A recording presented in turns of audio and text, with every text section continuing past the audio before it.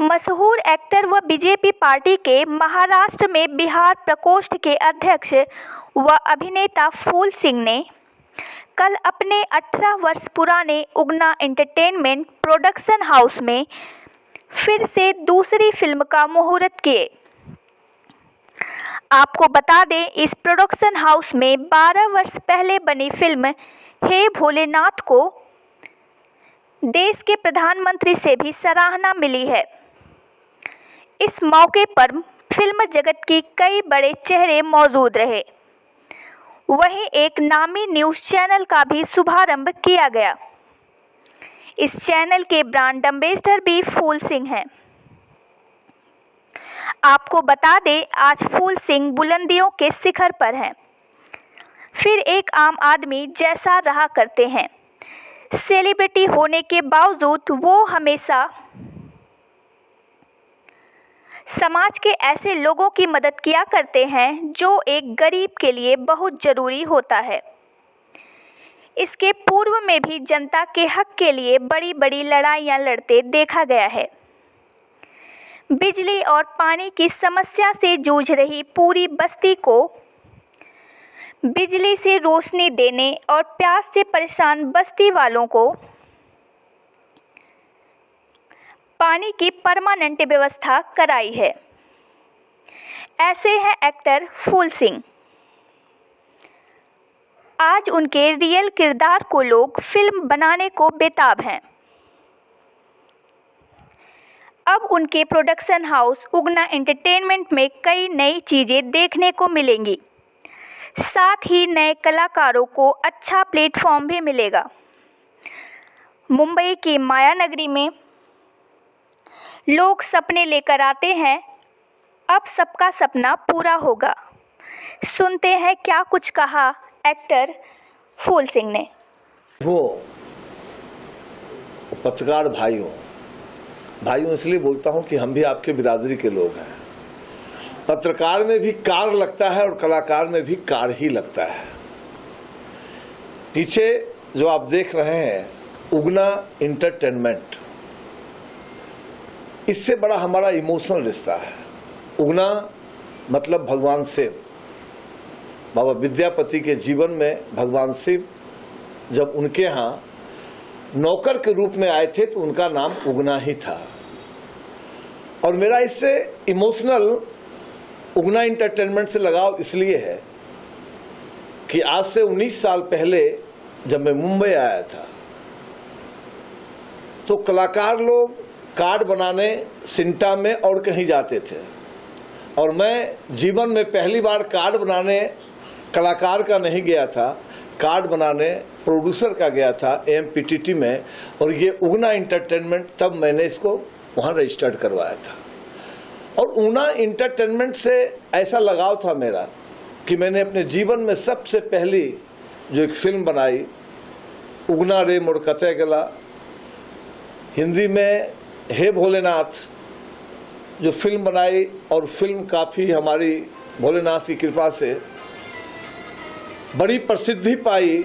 यहाँ तक कि गुजरात में उस समय हमारे मुख्यमंत्री नरेंद्र भाई मोदी हुआ करते थे, जिन्होंने गुजरात में इसको टैक्स फ्री भी किया। उन्होंने खुद भी फिल्म देखी थी और उस फिल्म को देखने के बाद 1 लाख लोगों के बीच में सूरत में उन्होंने मुझे मिथिला का पाग पहना के सम्मानित भी किया था। और आज वही उगना एंटरटेनमेंट एक कलाकार के रूप में मुझे स्थापित किया था। उस समय आप सभी को पता है कि मैंने जितने भी धारावाहिक किए, जितने भी शोज किए, जितने भी फिल्में की, अभी हमारी हाल में एक फिल्म आई थी शमशेरा, संजय दत्त रणबीर कपूर के साथ। अभी एक और फिल्म आ रही है धर्मा प्रोडक्शन का, रॉकी रानी की प्रेम कहानी, आलिया भट्ट और रणवीर सिंह जया बच्चन के साथ। और फिर से मैं एक शुरुआत किया हूँ। और ये जो शॉर्ट फिल्म, कहने के लिए शॉर्ट फिल्म है, इसकी सारी शूटिंग मैं लखनऊ में कर रहा हूँ।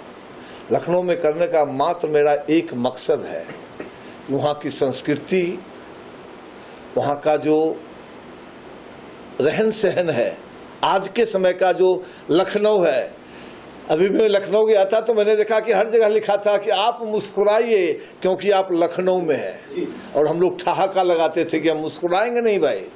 जब यहाँ लिखा है कि आप मुस्कुराइए, आप लखनऊ में, हमारे साथ हमारे बगल में राकेश पासवान जी बैठे हैं। इतिहास गवाह है कि इन्होंने जितने हिट शो दिए टेलीविज़न में, अफसर बिटिया हो, भाग्य विधाता हो, एक घर बनाऊंगा, बाबा ऐसो बर ढूंढो, लुटेरी दुल्हन, सारे शोज इनके बड़े हिट रहे। अभी बिट्टी बिजनेस वाले जिसमें मैं मुख्य विलेन भी था, इन्होंने ही पटकथा लिखी है। अरे मैं बिहार में भी लोग कहता है कि दोनों मेले में बिछड़ गया था दोनों भाई, वैसे ही लगते भी हैं। आप गौर से देखेंगे तो आज हम दोनों का फोटो भी वायरल हो रहा है। साथ में हमारे राव साहब हैं जो कभी किसी समय में प्रशासनिक पदाधिकारी हुआ करते थे, ब्यूरोक्रेसी में थे। ये अलग बात है, जीवन को और बढ़िया दिशा देने के लिए उन्होंने VRS लिया। हमारे बोरा साहब और तमाम जो लोग, ये मंजू बरोट हो, चाहे नीलम तिवारी हो, चाहे ये पिंकी हो, हमारी देखिए चंडीगढ़ से भी हमारी गेस्ट आए हैं। तो मतलब ये हमारा सौभाग्य है, और इसी सौभाग्य के बीच में आप तमाम पत्रकार बंधु, इसमें जितने भी पत्रकार हैं, मुझे लगता है इसमें सब लोग हमारे साथ 7, 8, 10 साल से काम कर रहे हैं। रितेश पाठक जी ने देखा है कि जब गरीबों की बस्ती की बात होती है तो मैं कैसे पागलों की तरह काम किया। अभी सरलीन चोपड़ा जी ने जो वहाँ अभी हमारे साथ प्रेस कॉन्फ्रेंस में उन्होंने जब ये कहा साजिद खान की बात, तो मुझे आज भी पता है, पत्रकार को भी, बंधु को पता है कि जब वो केस चला था तो मैं साजिद खान का क्या हालत किया था, घर से निकलना बंद कर दिया था। अन्याय के खिलाफ लड़ना, ये हमारा, मुझे ऐसा लगता है ना कि अगर मैं नहीं लड़ पाया झूठ के खिलाफ, अन्याय के खिलाफ, और गरीबों को जब कोई दबाने की बात करता है उसके खिलाफ नहीं लड़ पाता हूँ तो मेरा जमीन मुझे ललकारता है। और लोगों ने देखा है, दिन हो या रात हो, 1.25 लाख लोग रहते थे गणपत पाटिल नगर में, न पानी थी न बिजली थी, और आज के नेता लोगों ने उनको वोटर ID तक बना दिया था।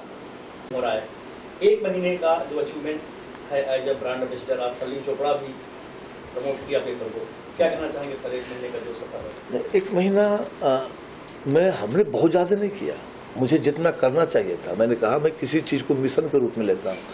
और पाठक जी, आपने मेरी लड़ाई को देखा है, बड़े करीब से देखा है। मिश्रा जी भी आए हैं, संतोष मिश्रा जी किधर है, आपने भी देखा है। मैंने इसे बीड़ा उठाया है।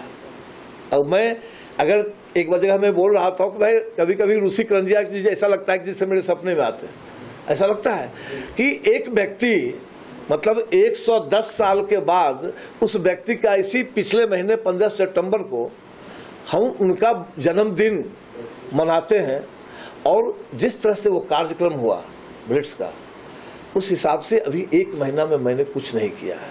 मैंने एक संकल्प लिया है कि 3 महीने के अंदर, मतलब 14 जनवरी के बाद जो एक कार्यक्रम मुंबई में होगा, उसमें इस देश का शायद ही कोई ऐसा राज्य होगा, शायद ही कोई उस राज्य की भाषा होगी जिस भाषा में ब्रिट्स का पेपर नहीं छपेगा।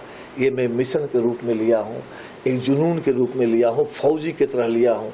देखिए हमारे साथ हमारे कैप्टन कौन है, आप इनको देखिए, इनका अनुभव, इनकी ऊर्जा, और साथ में ही देखिए ये मंजू बरोट जो IPL का सबसे जो बड़ा खेल जो IPL है आज के क्रिकेट का, उसका PR करती है, वो नीलम तिवारी।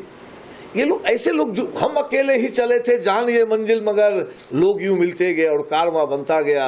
वही 3 महीने के बाद जब मुंबई में ब्लिट्स का एक सेमिनार होगा, और जब उसमें मैं सफलता पाऊंगा तो मुझे लगा कि शायद मैंने कुछ थोड़ा बहुत किया है। सर एक प्रोग्राम एंटरटेनमेंट से रिलेटेड क्वेश्चन करना चाहूँगा कि तब मुकाम नहीं मिल पाता, छोटे बजट की मूवी उनके अंदर टैलेंट होता है और निराश होकर होपलेस होकर चले जाते हैं, तो प्रोग्राम एंटरटेनमेंट नए कलाकारों को किस तरह से प्रमोट करेगा, किस तरीके से मौका? ये बहुत अच्छा प्रश्न आपने किया। जब मैंने हे भोलेनाथ फिल्म बनाई थी दीपक भाई, सिर्फ एक कैमरा असिस्टेंट था जो संतोषी माँ में असिस्टेंट था, कैमरा मैन कंधे पे लेके, जो कैमरा मैन तो बड़े होते हैं, कैमरा असिस्टेंट भी होता है जो कैमरा लेके लाइट उट लेके चलता है। एक सिर्फ वो पुराने थे, स्पॉट बॉय से लेके राइटर से लेके प्रोड्यूसर तो मैं ही था, प्रोड्यूसर से लेके ऐसा कोई कलाकार नहीं था कि उससे पहले उसने किसी फिल्म या किसी टेलीविज़न में भी काम किया हो। मेरी हमेशा कोशिश होती है, देखिए एक से एक ड्राइवर यूपी बिहार के यहाँ आता है, मैं कलाकार के रूप में कहता है, कलाकार को ड्राइवर भी कहता हूँ। मान लीजिए अगर मैं बहुत, मेरे मन में लगता है मैं बहुत कॉन्फिडेंट हूँ कि मैं बहुत अच्छा कलाकार हूँ, मैं बहुत अच्छा काम कर सकता हूँ, बहुत अच्छा काम कर सकता हूँ, तो मैं एक अच्छा अगर ड्राइवर हूँ और मैं किसी के पास जाऊँ, किसी प्रोड्यूसर के पास कहने के लिए कि आप मुझे काम दीजिए, तो मैं तभी साबित कर पाऊँगा कि मैं अच्छा कलाकार हूँ, अच्छा ड्राइवर हूँ, जब वो मुझे काम देगा। और मैं इसमें भी देखना, इसमें भी मैक्सिमम ऐसे लोग होंगे। अब ये राकेश जी को तो हम काम नहीं दे सकते, ये तो मुझे काम देते हैं, मैं इनको क्या काम दूंगा, ये तो एस्टेब्लिश लोग हैं। लेकिन लखनऊ क्यों जा रहा हूँ मैं चाहता तो मुंबई भी शूट कर सकता था, लखनऊ तो मुझे महंगा पड़ रहा है। लखनऊ इसलिए जा रहा हूँ, झुग्गी झोपड़ी में रहने वाला कोई आदमी, कोई कलाकार जो वहाँ एक सपने देखता है। देखिए दुनिया, हिंदुस्तान के किसी भी स्टेट के किसी भी गांव में, किसी के घर में भी एक सपना हमेशा होता है कि भाई हम भी जरा मुंबई जाते, हम भी थोड़ा कलाकार बनते, तो सपना कैसे पूरा होगा। हम जैसे लोग जब बाहर निकलेंगे, यूपी बिहार जाएंगे, दूर दराज जाएंगे, उस बस्ती में जाएंगे, वहाँ से खोजेंगे टैलेंट को, तभी तो मैं उसको काम दे पाऊँगा। और चूँकि भारतीय जनता पार्टी ने मुझे, भारतीय जनता सिने टीवी कामगार संघ का मैं अध्यक्ष भी हूँ, उस एसोसिएशन का, तो मेरी नैतिक जिम्मेदारी बनती है कि वैसे कलाकार, जो कलाकार तो हैं लेकिन उनको प्लेटफॉर्म नहीं मिल रहा है, और मेरे पास प्लेटफॉर्म है तो मैं उनको जरूर दूंगा। सर, सूत्रों से जानकारी मिली है कि बायोपिक भी बन रही है किसी की। मैं आपसे जानना, इसमें जी बायोपिक तो नहीं है, लेकिन इतना तो है 5-7 मिनट में कहा, 5-7 मिनट बाद जानकारी मिली है फूल सिंह जी आपकी ही बायोपिक जो है तैयार होने वाली है, कुछ लोग प्लान किए हैं, बनने वाली है, तो आप नहीं, वो तो दूसरा है। इसका जवाब उसको मैं दे दूंगा आगे। अच्छा, हाँ, ये जवाब आपको मिलेगा, वो दूसरा है जो आप कह रहे हैं। ये बायोपिक नहीं है, ये एक संदेश है, मैसेज है। बिग बॉस में साजिद खान और शर्मीन का जो मैटर चल रहा है, आप उसको किस तरीके से देखते हैं? क्या मतलब किसे सपोर्ट कर रहे हैं? किसको सपोर्ट? साजिद खान को मैं सपोर्ट करूंगा? इस जन्म में तो हो ही नहीं सकता कि मैं उसको सपोर्ट करूंगा। मैंने उसका हमेशा अपोज किया है। मैं तो, मुझे जो अभी ये सब चीज़ें प्रकरण पता चल रहा है, मैं भी जाने वाला हूँ अपने मैंने आदरणीय अनुराग ठाकुर जी के पास, मैं जाने वाला हूँ, उनको बोलने वाला हूँ या तो बिग बॉस को बंद कीजिए, नहीं तो हो सकता है 2-4 दिन में आप पत्रकार बंधु को मैं बता देता हूँ, मैं कलर्स के ऑफिस के बाहर जाके हंगामा करने वाला हूँ कि आप एक अपराधी को बिग बॉस में दिखला के क्या साबित करना चाहते हैं इस देश को, कि हमारा जो आने वाला पीढ़ी है, हमारा जो आने वाला भविष्य है, वो ये देखे बिग बॉस को बड़े प्यार से, अच्छा इसने ये गलत किया था इसलिए तो ये बिग बॉस में आया है। साजिद खान हमारी जो आने वाली नस्लें हैं उसको खराब करने का कोशिश कर रहा है, क्योंकि उसमें ये क्या नाम है, सलमान खान है। अरे हम कैसे इन लोगों को भूलें, इन लोगों ने ही तो हमारे जैसो बिहार के लाडले और उदीयमान हमारे स्टार सुशांत सिंह की हत्या करवा, मैं कैसे भूल जाऊं इस बात को। मैं साजिद खान भी मैं बोल देता हूं आपको, दिवाली से पहले 2-4 दिन के अंदर में कलर्स चैनल के ऑफिस के बाहर हंगामा करूंगा और अपने माननीय मंत्री जी के पास जाऊंगा और उनसे रिक्वेस्ट करूंगा कि आप तत्काल या तो साजिद खान को निकलवाइए और नहीं तो ये बिग बॉस जो चल रहा है उसको बंद कीजिए। ये फूहड़पन बांटता है पूरे देश में और ये आज के हमारे आने वाली पीढ़ी के ऊपर ये इसका बड़ा दुष्प्रभाव पड़ रहा है। आप इसके बारे में कुछ सोचिए, मैं इसे साथ नहीं बैठूंगा। दूसरी बार आए, देखिए, ब्लिट्स की स्थापना ही देश के विकास में अपना सक्रिय योगदान करने के लिए रुचि करंजिया जी ने की थी। उस समय का युग भ्रष्टाचार जो पनप रहा था उसको ख़त्म करने के लिए, क्योंकि विकास में भ्रष्टाचार बाधक बन रहा था। आज 2014 के बाद से गांव-गांव तक सब आदमी ये जाना है कि भ्रष्टाचार का गला घोटा गया है, उसका समूल उसका नाश किया गया है और विकास के लिए हर देश के नागरिक को जोड़ा गया है। पत्रकारिता पर बहुत सारे सवाल उठे और पत्रकारिता का जो प्रोफेशन है उसने भी अपने दायित्वों से कहीं से अलग हटके सोचना और काम करना शुरू किया, क्योंकि हम सब लोग उस प्रोफेशन के हैं। तो हम लोगों ने देश के सारे लोगों के साथ मिलके, उसमें पत्रकार भी थे, कलाकार भी थे, अधिकारी भी थे, बिजनेसमैन भी थे, राजनेता भी थे, कि हम विकास की पत्रकारिता और एक सकारात्मक पॉजिटिव जर्नलिज्म का एक प्रयोग करेंगे साथ में, और उस प्रयोग को सफल करेंगे।